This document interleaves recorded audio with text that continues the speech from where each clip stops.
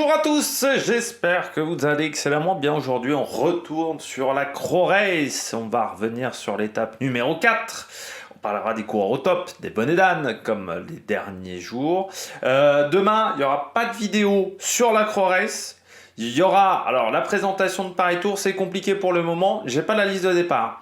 C'est-à-dire que j'ai une liste de départ, mais qui n'est pas encore complète. Donc je voulais faire la vidéo aujourd'hui. C'était prévu qu'elle se fasse aujourd'hui. Mais je n'ai pas je n'ai pas de liste de départ. Donc tant que j'ai pas de liste de départ à peu près correcte, je ne ferai pas la vidéo. Et comme demain, pendant la journée, je vais peut-être avoir des occupations, il y a de grandes chances que je sois pas devant la télé, devant mon ordinateur. Donc il se peut que la vidéo arrive tardivement dimanche. Mais voilà, pour le moment, j'ai pas de liste de départ bonne. Donc tant que j'ai pas de liste de départ bonne, eh bien je ne fais pas de vidéo. J'espère que vous le comprenez. Et donc samedi, il n'y aura pas de vidéo de la Croix Race, ça c'est sûr. Parce que je pense que je vais récupérer la course avec du retard. N'hésitez pas à vous abonner à la chaîne, à réagir dans les commentaires, à mettre un pouce bleu, à partager la vidéo sur les réseaux sociaux, notamment auprès de vos proches. Si vous pensez que ça peut les intéresser, dans les commentaires, n'hésitez pas à me dire qui sont vos favoris. Et que surtout, qui vous a plu, qui vous a déçu sur cette étape et sur ces 2 derniers jours.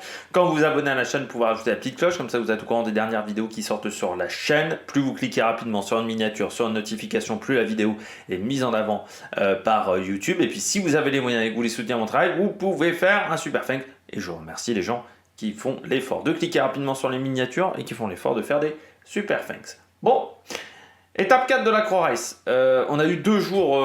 alors là aujourd'hui ça va être un petit peu plus facile, mais hier c'était très compliqué au niveau des conditions climatiques, on en a parlé un petit peu lors du débrief de la Musterland de Giro, de la Sparkassen de Musterland de Giro, mais c'est vrai que c'était extrêmement compliqué au niveau des conditions climatiques. Elles n'étaient pas bonnes du tout. Il faisait extrêmement froid, il y avait du vent, donc ce qui fait qu'on a raccourci l'étape, mais il a plu énormément. Là, les conditions étaient encore humides, même s'il arrêtait de pleuvoir quand même dans les dernières minutes de course, mais il faisait encore humide. Ça a même coûté la chute à notre ami Filippo Ganna, le coureur italien. Je ne sais pas dans quel état physique il est. Il a abandonné, ça c'est sûr, mais je ne suis pas sûr qu'on le revoie d'ici la fin de saison, parce que la chute était assez rapide dans une descente, dans la grosse descente de cette étape. Donc ce qui fait que ça a un peu squeezé ce Tour de Croatie parce que c'était les 2 étapes les plus dures. Et ce qui fait qu'on les a... Aujourd'hui, bon ça n'a pas été raccourci, mais avec la fatigue de la veille, parce que hier, même si ça a été une journée courte, au final en termes de kilométrage, ça a été une journée extrêmement fatigante, bah ça a peut-être un petit peu changé le déroulé de cette épreuve, donc c'est un petit peu dommageable. Mais les conditions climatiques, j'ai envie de dire, c'est un petit peu le résumé de cette année 2024, extrêmement pluvieuse. On y reviendra peut-être dans les éléments à retenir de cette année 2024. Mais c'est vrai que la pluie, le froid, je crois que je n'ai jamais vu une année aussi pluvieuse du côté des courses cyclistes. Pendant toute la saison, on a quand même plus souvent vu les impairs que les tenues d'été. Pour les coureurs, on va dire qu'en termes de canicule, il y a eu la première semaine de la Vuelta, où il a fait très chaud, et il y a eu le départ du Tour de France. Mais sinon, on a eu quand même des conditions extrêmement fraîches cette année. Et ça change de certaines autres saisons où on a parfois 10-15 jours de canicule pendant le Tour de France et le Tour d'Espagne. Bon, bah voilà, je crois qu'on a un peu parlé du résumé des journées précédentes. Bon là l'étape a été assez calme, il y a eu une échappée matinale, on a eu un peloton qui s'est bien décomposé dans la côte de première catégorie, mais ce qui fait qu'on est quasiment revenu sur les coureurs échappés à ce moment-là. Et puis il y a une vingtaine de coureurs, 20-25 coureurs qui se sont bagarrés pour la victoire finale, dans un final atypique avec un sprint où il y avait des pavés. Pour moi c'était la même arrivée qu'en 2022, quand Pierre Roland attaque, pour moi c'est le même endroit. C'est un lieu qu'on a fait déjà à plusieurs reprises, cette arrivée. Je crois qu'on l'avait même fait l'année dernière sur la Croix Race. Ça fait partie des endroits assez classiques désormais de cette épreuve, donc avec cette montée pavée sur 700-800 mètres, avec un petit peu de pourcentage, ce qui fait que c'est un sprint complexe. Voilà, c'est assez physique comme sprint à l'arrivée de cette épreuve. Bon, on regarde tout de suite les coureurs au top. Ah, attaque de Marlou! Premier coureur au top, Tobias Lund Andresen, le coureur danois. C'est un coureur qui n'était pas grand-chose en début de saison et qui a quand même montré c'est un style de coureur, un profil de coureur qui est intéressant. Quand vous voyez un petit peu Andresen, il a un peu éteint quand même Jakobsen, je trouve. Alors, bon, en même temps, Jakobsen, il n'a pas montré grand-chose. Il gagne quand même des étapes sur le Tour de Turquie. Là, sur cette Croix Race, il y a encore une belle arrivée en boss. C'est vraiment ce registre, les arrivées en boss. C'est là où il est plutôt bon, Andresen. Mais là, il a fait vraiment un très très gros sprint. Il sort à 200 mètres, alors que les Bahreïn étaient devant. McNulty aussi avait déjà fait son effort et il a réussi vraiment à finir extrêmement fort par rapport à McNulty qui s'est un petit peu écroulé, mais surtout par rapport au coureur de la Bahreïn à dépasser Zambanini sur la fin. Il fait un sprint très intelligent, il ne s'est pas affolé, donc ce qui est bien parce qu'il a 23 ans, hein, ça reste un coureur qui est jeune, Andresen, mais ça fait partie des bons coureurs hein, de cette année de 2024 chez les jeunes. Parce qu'il a montré encore une fois des très belles choses cette saison. 3 victoires sur le Tour de Turquie, 2 étapes sur le Tour du Danemark, plus cette victoire sur la Croix-Race, ça fait quand même 6 victoires pour lui. Alors que jusqu'à maintenant, il avait fait deuxième de la Bruxelles Cycling Classic et deuxième du Ronde van Drenthe. Donc je trouve qu'il y a une belle évolution chez ce coureur qui a rejoint la DSM l'année dernière, mais là il y a eu vraiment des résultats bien meilleurs. C'est vrai qu'il remporte à la fois le classement de meilleur sprinter du Tour de Danemark et du Tour de Turquie. Pas négligé qu'il prend quand même sur le seul sprint, on lui a laissé sa chance. Sur le Tour d'Italie, il prend la 5e place. C'était du côté de Fossano, parce qu'après il a fait le job pour Jakobsen. C'est pour ça que je dis qu'il a un peu éteint Jakobsen. 6e à Sisteron sur Paris-Nice. Non, vraiment des résultats pas mal. Même si en termes de points UCI, c'est pas impressionnant. Il est à 338 points UCI. En sachant que sur le Tour d'Italie, on ne lui a pas laissé sa chance. Mais je trouve que son année est intéressante, surtout en termes de nombre de victoires pour Tobias Lund Andresen, même si ce n'est pas sur des grosses épreuves. Encore une fois, il a bien cumulé les victoires. Et je trouve qu'il a un registre un peu à la... On va dire en termes de sprint, à la Sagan, peut-être plus à la Fréré même, sur des sprints en boss. Mais c'est un profil de coureur intéressant. C'est un profil de coureur qui est très recherché. DSM à Jakobsen, mais qui est quand même un sprinter. Si encore on peut dire qu'il est sprinter, parce qu'en termes de résultats, on ne peut pas dire qu'on est émerveillé par Coco, mais du côté de Andresen, c'est un sprinter en boss. Jakobsen n'a jamais eu ce registre-là. Et ça, c'est intéressant parce que, encore une fois, les coureurs qui ont ce profil-là aujourd'hui, c'est les coureurs qu'on attend. Les Guillermet et autres, c'est les profils qu'on souhaite voir. Maintenant, les sprinters qui ne passent pas une bosse, ça commence à devenir compliqué. Hein. Même Philipsen passe des bosses. Et quand vous avez vraiment ce domaine-là de compétences un petit peu au-dessus, c'est vraiment pas mal. Il s'est aussi bien accroché aujourd'hui parce qu'il y avait quand même une côte de première catégorie. Il est lâché dans la côte de première catégorie. Mais comme on croit beaucoup plus en lui qu'en début de saison, eh bien on a fait descendre des équipiers. On a fait descendre quand même des gros coureurs pour l'aider, notamment Sean Flynn, notamment Oscar Hondley aussi, Van Den Broek, qui ont fait un gros travail. Et puis après, dans le final, on a vu un petit peu Sean Flynn, on a vu un petit peu Warren Barguil, puis il a quand même réussi à bien se débrouiller dans ce final de course. Andresen, qui est deuxième du général, en sachant qu'il reste 2 sprints, il n'est qu'à 25 secondes de McNulty. Un sprint, c'est 10 secondes. Donc 2 fois 10 secondes, ça fait 20, s'il gagne les 2 derniers sprints, plus les secondes de bonification. Voilà, il peut encore être dangereux pour McNulty. Voilà. Donc il ne faudra pas que le coureur américain se fasse avoir, même si pour battre McNulty, s'il n'y a pas de chute, il faudra quand même que Andresen soit très fort. Mais ça montre aussi son changement de statut dans l'équipe, c'est qu'en début de saison, on n'aurait pas fait attendre des coureurs comme Olney, comme Sean Flynn pour aider Andresen. Là, il y a vraiment eu un travail pour aider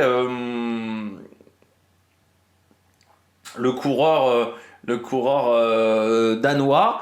Et ça montre que tu progresses dans la hiérarchie de l'équipe et que maintenant tu fais partie des coureurs importants du côté de la formation des SN. Et pourtant, chez les jeunes, il y a du bon niveau. Et puis ça fait du bien de voir quand même Olney aujourd'hui parce qu'hier, il était tombé, Oscar Olney. Je me suis dit, putain, il s'est encore fait une clavicule, c'est sûr. Et non, de le voir au départ, ça veut dire qu'il n'est pas tombé à haute vitesse. Et ça fait plaisir. Voilà, parce qu'il a tendance quand même à souvent tomber, Oscar Olney. Deuxième coureur top, McNulty, déjà parce que hier, sacré numéro de la UAE, avec McNulty et Igor Arrieta qui ont fait 1 et 2, et avec un McNulty qui a fait, hier il a dû faire 35-40 bornes en solo, 41 bornes en solo, McNulty. Il est habitué à faire des numéros comme ça, à partir devant. Alors c'est même bizarre parce qu'il est très bon sur un format 200 km.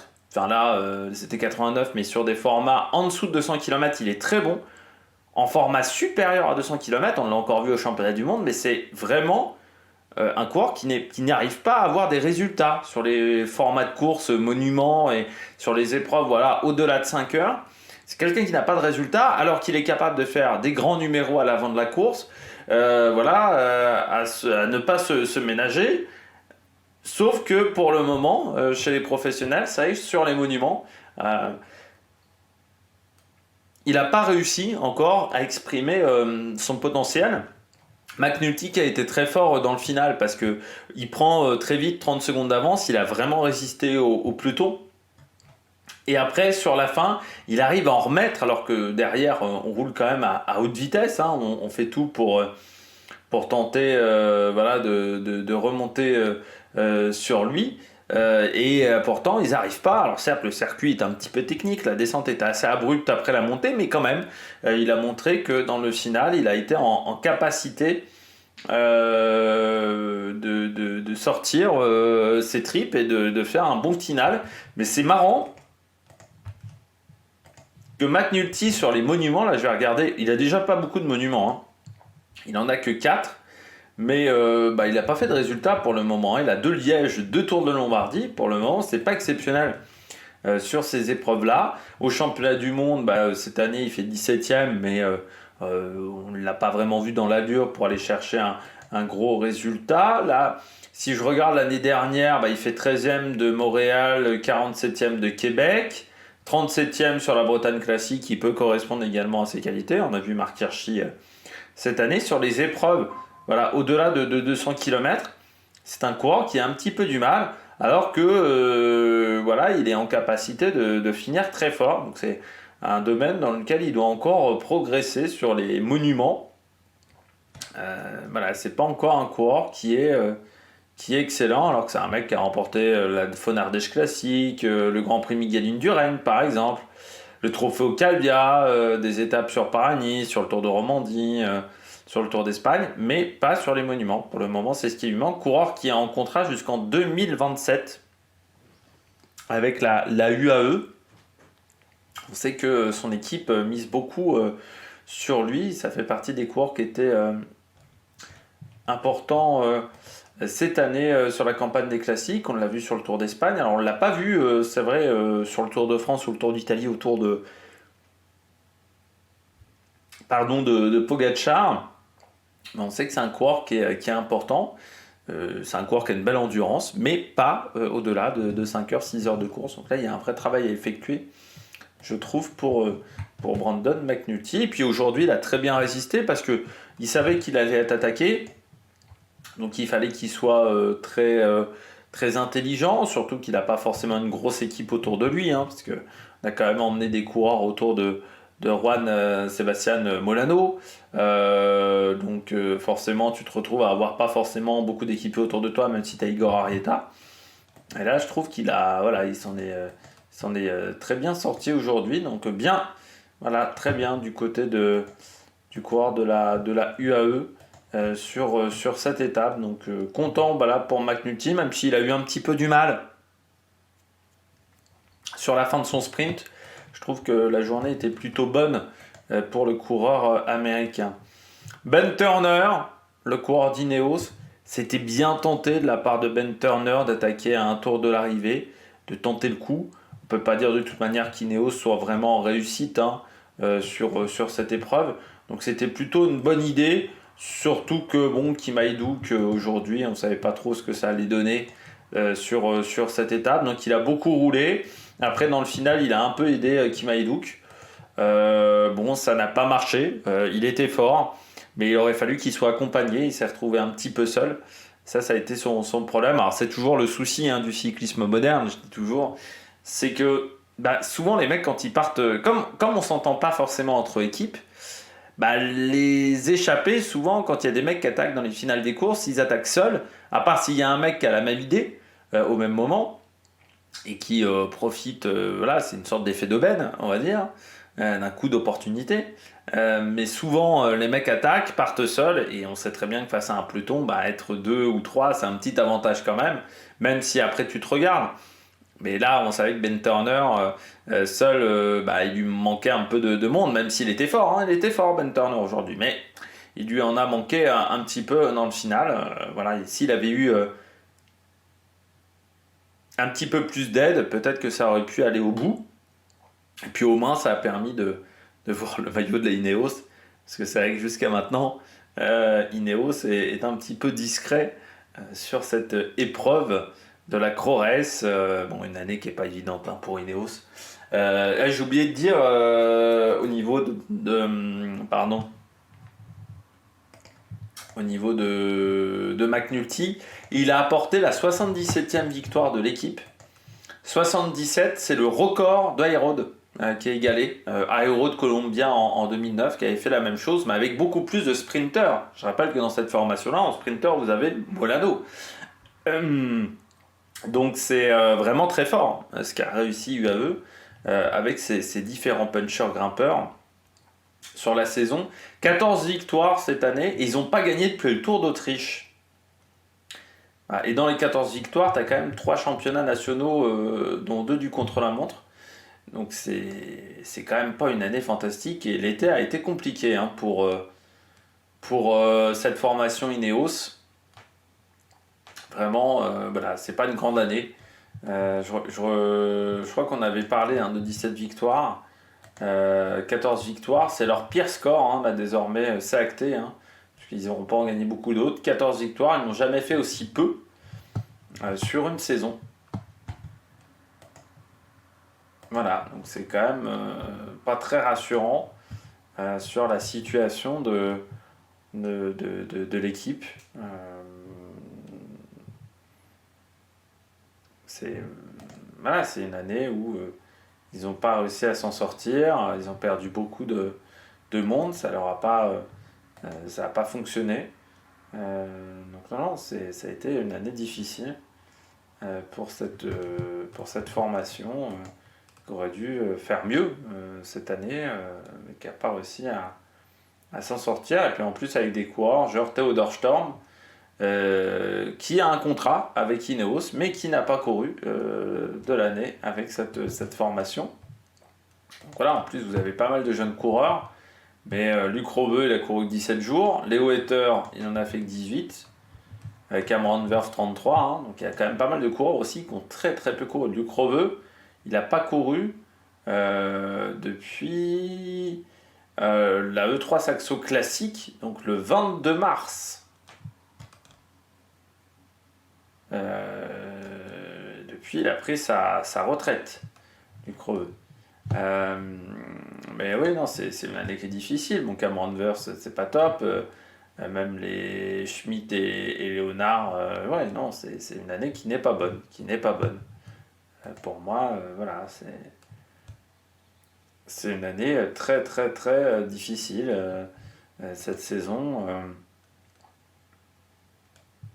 Normalement c'est une équipe qui sait faire mieux. C'est quand même un peu compliqué pour cette saison, quoi. enfin, l'année 2024 restera pas dans les annales pour Ineos. Et puis je termine avec Hot Christian King pour finir rapidement, troisième du côté de la Uno X, ça va lui faire du bien. Parce que coureur qui n'a pas de contrat pour l'année prochaine, alors qu'il avait déjà trouvé une place un petit peu à la dernière minute chez Uno X, parce qu'il avait fait 2 saisons chez EF qui n'avaient pas été exceptionnelles. Après pourtant un passage chez Intermarché qui avait été très bon, notamment souviens de sa Vuelta, mais il avait remporté également une étape du Tour de Wallonie et une étape de l'Arctic Race of Norway en finissant deuxième également du général de cette même course en 2021. Donc il avait été bon dans cette formation. Après un passage chez la FDJ qui avait été correct, mais je dirais sans plus. Et là, chez EF, ça n'a pas été exceptionnel. Et chez Uno X, on ne peut pas dire qu'on a été émerveillé également par ses résultats, parce qu'à part une 8e place sur le Grand Prix du Morbihan, c'était jusqu'à maintenant son seul top 10 de la saison. Et bien, il a réussi à finir 3e de cette étape. Ça va peut-être l'aider à obtenir un contrat pour l'année prochaine, à se montrer envers peut-être Uno X, mais envers surtout d'autres formations, parce que c'est vrai que quand votre contrat n'a pas été renouvelé en 2024 et qu'on est au mois d'octobre, ça commence à sentir pas bon du tout. On en parlait hier avec Jason Tesson. Donc c'est vrai que pour Hot Christian King, cette 3e place va montrer à tout le monde qu'il est encore là, qu'il est capable d'obtenir des résultats, et puis ça va peut-être lui permettre d'avoir un gros résultat et d'avoir peut-être un beau cadeau pour son anniversaire, parce qu'il est né le 28 décembre. Ça lui laisse un petit peu de temps avec un contrat pour l'année 2025. C'est ce qu'on lui souhaite au coureur norvégien. On regarde tout de suite les bonnets d'âne. Les bonnets d'âne, je commence avec la Bahreïn Victorious. Alors là, en termes de stratégie, la Bahreïn est déjà douée pour avoir des stratégies de merde, parce que c'est vrai que il y a eux et Movistar qui ont quand même un haut niveau de compétence là-dedans. Mais alors là, ils nous en ont fait une bonne. Je sais pas si vous avez vu l'étape, mais on en avait déjà parlé dans les précédentes vidéos où j'avais dit. J'ai du mal à comprendre quelle est la stratégie de la Bahreïn parce qu'ils sprintent tous dans cette formation. J'avais dit, là sur cette course, il y a un mec qui fait 4, il y en a un autre qui fait 6 et l'autre qui fait 10 quoi. Mais alors là aujourd'hui, ils font 2 et 4. 2 et 4, c'est quand même incroyable que... là c'est un vrai problème de management. Bon, les coureurs, oui, ils auraient pu le voir sur le terrain, mais je pense que c'est surtout en amont qu'on n'a pas déterminé un leader dans cette formation. Il y a Zambanini et Fred White, l'un derrière l'autre, qui sprintent en même temps, tous les deux.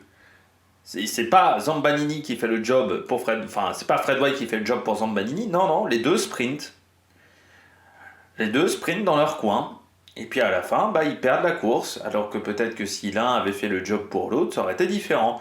Moi, je me disais aujourd'hui, on va faire la course pour Fred White, c'est le mieux classé pour moi au général.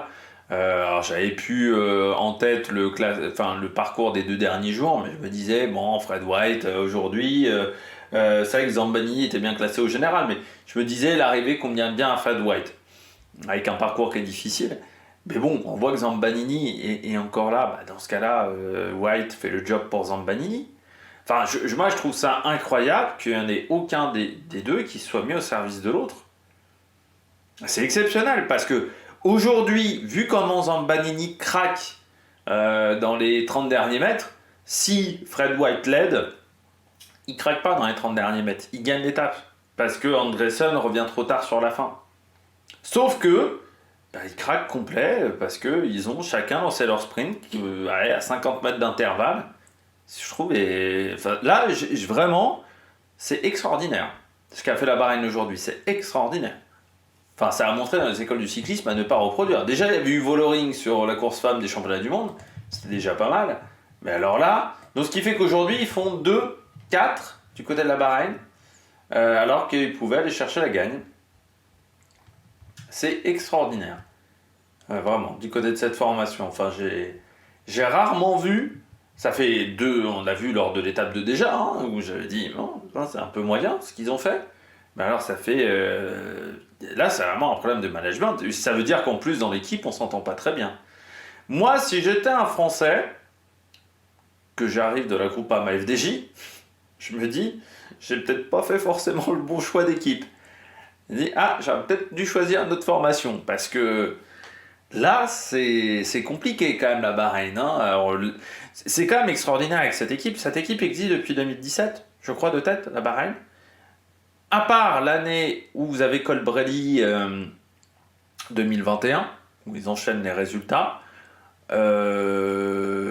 c'est quand même une formation où je trouve qu'il y a toujours eu du mal à avoir un collectif solide, alors que c'était pourtant une équipe qui, au début, en 2017, faisait partie des vraiment très très gros budgets du peloton. Alors maintenant, c'est un petit peu rentré dans l'ordre parce que vous avez Lidl Trek, vous avez plein de formations qui sont aux alentours de 30 millions d'euros. Donc ce qui fait que eux, ils ont un petit peu régressé dans la hiérarchie. Mais j'ai toujours trouvé que cette équipe, par rapport au budget qu'elle avait des résultats qui étaient très décevants. Par rapport au collectif qu'elle avait des résultats qui étaient très décevants. Je trouve que dans cette équipe-là, le management a toujours été mauvais, que les stratégies d'équipe ont souvent été mauvaises. Bon, bah, ça confirme. C'est bien d'avoir des bifetons sur la table, mais c'est mieux de les mettre au bon endroit et au lieu de vouloir recruter des coureurs à tout prix, il faudrait peut-être déjà recruter des managers. Parce que je crois que le vrai problème chez Bahreïn, c'est pas les coureurs, ce sont plutôt les managers. Alors heureusement, tu as Tiberi, voilà, tu as quelques coureurs qui sont très forts, donc arrivent quand même à s'en sortir. Mais alors les stratégies quand même, c'est vraiment une équipe qui a des stratégies de merde. Souvent on dit stratégie à la Movistar. C'est un peu méchant je trouve maintenant par rapport à ce que fait la Movistar aujourd'hui. Je trouve qu'il faudrait plutôt dire stratégie à la Bahreïn. Parce que cette équipe-là, elle continue de faire des stratégies de merde. Et là, c'est encore le cas aujourd'hui. Enfin, aujourd'hui, c'est extraordinaire. Regardez l'étape juste pour voir, regardez le final juste pour voir la stratégie de la Bahreïn, le dernier kilomètre. Bon, on continue avec l'Eknesund. Pourquoi l'Eknesund? Alors, c'est plus une réflexion sur sa saison, parce que là, aujourd'hui, il prend l'échappée. Il marque quand même des points pour le classement de la montagne. Aujourd'hui, Andreas Leknesund, mais bon, quand on l'a recruté en début de saison du côté du NEX, l'objectif était plutôt d'avoir un coureur qui pouvait jouer le classement général des grandes épreuves. Il n'a même pas fait le Tour de France au final. Moi je m'attendais à ce qu'il fasse. Au départ, il a été recruté pour faire le Tour de France. Et c'est vrai que le retour au Bercail n'a pas été synonyme de succès, seulement 305 points. Et ça a commencé dès le début de saison. Hein. Dès le début de saison, j'avais mis à plusieurs reprises dans les bonnets d'âne. Sur l'étoile de Bessèges, sur le Tour de l'Algarve, où j'avais trouvé que c'était vraiment très moyen ce qu'il faisait et qu'il n'était pas dans le coup. Et il n'a jamais réussi à trouver la bonne carburation cette année. Il fait deuxième du Cebu Cycling Tour, dixième du Tour de République tchèque, mais sur les grosses épreuves, il n'a pas réussi à s'en sortir l'Eknesund. Alors toujours des problèmes récurrents sur le contre-la-montre, ce qui est quand même extraordinaire pour un mec qui a été champion de Norvège, de la discipline. Et présent au championnat du monde espoir. Et puis, en termes de résultats par rapport à ce qu'il a fait chez DSM, on est bien inférieur à ce qu'il a fait chez DSM l'année dernière, avec notamment sa 8e place sur le Tour d'Italie. Donc je trouve que l'année est encore moins bien que 2022. Oui, c'est vrai que 2022, il avait été régulier en termes des résultats. Je trouve que cette année, il a été assez transparent. Et c'est vrai qu'on peut le dire, mais Uno X a fait beaucoup de recrutements. C'est vrai que si on regarde les recrues d'Uno X, sans forcément avoir des grands résultats. Parce que si je regarde les recrues de l'équipe, ils ont recruté donc Kort Nielsen, ils ont recruté Leknesund, Odd Christian Eking, Coulset un peu mieux. Et quand vous regardez les têtes d'affiche, donc Kort Nielsen et Leknesund, c'est vrai que leurs résultats par rapport à l'année dernière ont été quand même bien inférieurs. Il y avait aussi Wideberg. Mais je trouve que les coureurs qui sont passés par cette formation, normalement, sont toujours des... Enfin voilà, on a eu quand même des belles pépites qui sont passées chez Uno X. Mais Kort Nielsen et Leknesund, je trouve, ont eu des saisons qui sont moins bonnes que d'habitude. Et là, je trouve que cette année, ça s'est assez bien ressenti. Donc, petite déception pour moi du côté de la Uno X. On espère que ça sera différent l'année prochaine. Mais bon, cette année, un petit peu moyennos. Voilà, du côté de cette formation. Voilà, j'aurais aimé voir d'autres choses. Même s'il y a eu des bons coureurs. Hein, c'est avec Abrahamsen notamment. Coulset, ça a été pas mal. Mais les têtes d'affiche qui ont été recrutées n'ont pas forcément eu de grands résultats. Et puis je termine avec un dernier coureur, c'est Lawson Craddock. Alors on avait vu dès la première étape qu'il jouait pas trop le général, Lawson Craddock, mais je me disais, tiens, il va peut-être jouer la victoire d'étape. Pas non plus, hein. Aujourd'hui il finit très loin, hein. Lawson Craddock il finit à 24 minutes. Il est maintenant au général, il est à 51 minutes 14, c'est le dernier coureur même de l'équipe Jaico Alula, parce que c'est Foldager qui est meilleur coureur. Bon, très discret. C'est dommage parce que ça fait partie des dernières courses de sa carrière, parce qu'il va prendre sa retraite à la fin de l'année.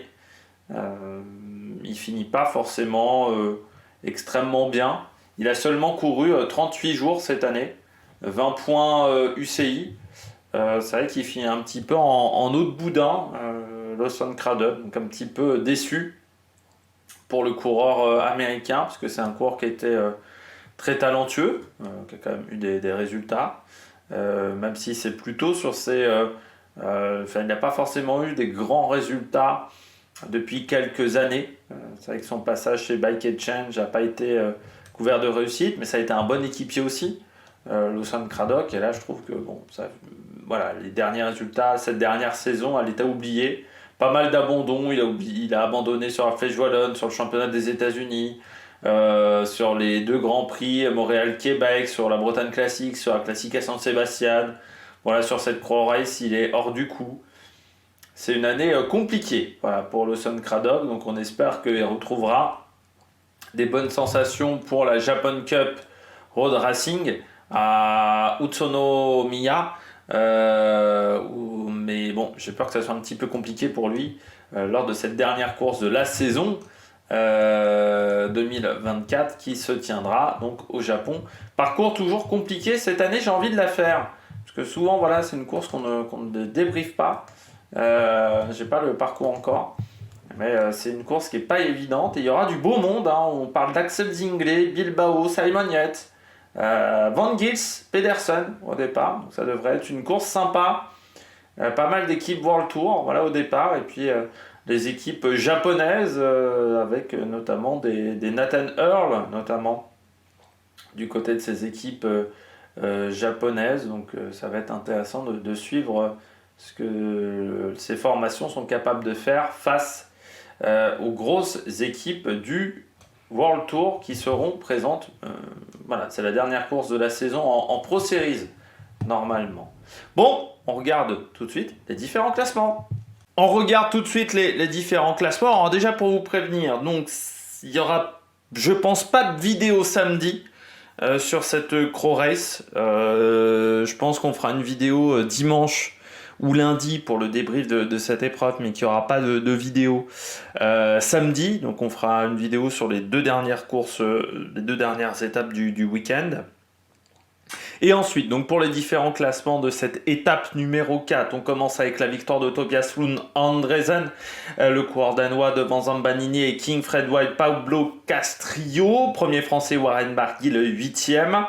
Il y a un deuxième français, c'est pour ça que je dis premier français, parce que vous avez également Baptiste Huyet qui est de l'équipe TDT. Et puis on redescend pour vous dire qu'il y a eu pas mal d'abandons, donc une disqualification. Alors, Ibai Azanza, je ne sais pas ce qu'a fait le coureur de la Kern Pharma, mais il a été disqualifié. Peut-être qu'il a...